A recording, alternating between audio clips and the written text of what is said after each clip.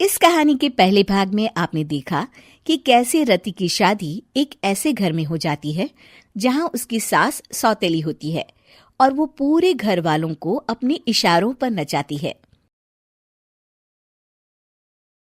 रति छत से सूखे कपड़े उतार कर ले जा रही थी कि तभी उसकी नजर लक्ष्मी पर पड़ती है, जो किसी तरह चोरी से सुनील की अलमारी खोलने की कोशिश कर रही होती है।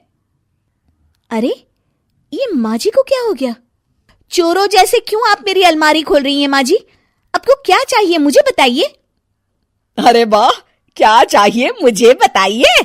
अरे मैं इस घर की मालकिन हूँ, पूरा घर मेरे इशारों पर नाचता है और तुम्हें बताऊं कि मुझे क्या चाहिए? हट यहाँ से। और वो उसे जोर से धक्का देती है। जैसे ही लक्ष्मी रति को धक्का देती है, उसके सर पर चोट लग जाती है और वो बेहोश होकर गिर जाती है। रति के आसपास पूरा परिवार खड़ा रहता है। डॉक्टर जैसे ही उसे देखकर जाता है, रति को होश आता है। अरे बेटा, तुम दूर क्यों खड़े हो? मेरे पास आओ, मैं तुम्हारी माँ हूँ, कमला। रति के मुंह से लक्ष्मी सारंग की माँ का नाम सुनती है तो हैरान सी रह जाती है। क्या बोला रति बहू? चुप कर डायन, तूने मेरे पति और बेटे का हाल बेहाल कर दिया। अब तू मेरी बहू को भी गुलाम बनाना चाहती है? रुक, अभी मजा चखाती हूँ। ये कहकर जैसे उसे पकड़ने की कोशिश करती है, लक्ष्मी वहां से भाग जाती है। लक्ष्मी के जाने के बाद रति अपने ससुर और पति की तरफ देखकर मुस्कुरा देती है। दोनों समझ जाते हैं कि ये रति की चाल है। अगली सुबह लक्ष्मी का पति खाना लेकर खेत में जाने के लिए निकल ही रहा होता है कि लक्ष्मी उसे रोक देती है। अरे कहाँ चल दिए खाना लेकर? आज घर का काम कौन करेगा? तभी पीछे से रति आ जाती है और जोर से चिल्लाती है। कौन इनको काम पर जाने से रोक रहा है? मैं अभी उसे मजा चखाती हूँ। जैसे ही रति लक्ष्मी की तरफ बढ़ती है, लक्ष्मी घबरा जाती है। मैं तो मजाक कर रही थी बहन। आखिर मैं कौन होती हूँ रोकने वाली? मैं तो बस ये पूछ रही थी कि घर का काम कौन करेगा? कौन क्या?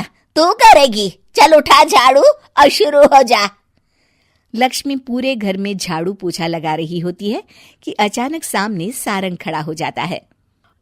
अच्छा माँ, मैं काम पर जा रहा हूँ। रति के मामा की फैक्ट्री है, मैं वहां आज से मैनेजर के तौर पर काम करूंगा। सैलरी भी अच्छी है। अरे सारंग, तुझे क्या जरूरत पड़ गई काम करने की? और बेटा, तू बाहर काम करेगा तो इस बड़े से घर को मैं कैसे संभालूंगी? अभी तो पूरा काम बाकी पड़ा है। तभी वहां रति आ जाती है। अरे बेटा सारंग, जा, नौकरी पे जा रहा है ना, जा। और हाँ, आते वक्त घर के लिए सब्जियां ले आना। ये लक्ष्मी बैठी बैठी मोटी हो रही है, जरा काम भी तो कर ले। सारंग के जाने के बाद, अच्छा लक्ष्मी, सुन जरा यहाँ। लक्ष्मी अपनी बहू रति को सारंग की पहली माँ जो मर गई है वो समझकर उसके पास जाती है। अरे बहन, ऐसा क्या हो गया जो तुम्हें वापस आना पड़ा? मैं तो बड़े ही प्यार से इस परिवार को चला रही थी।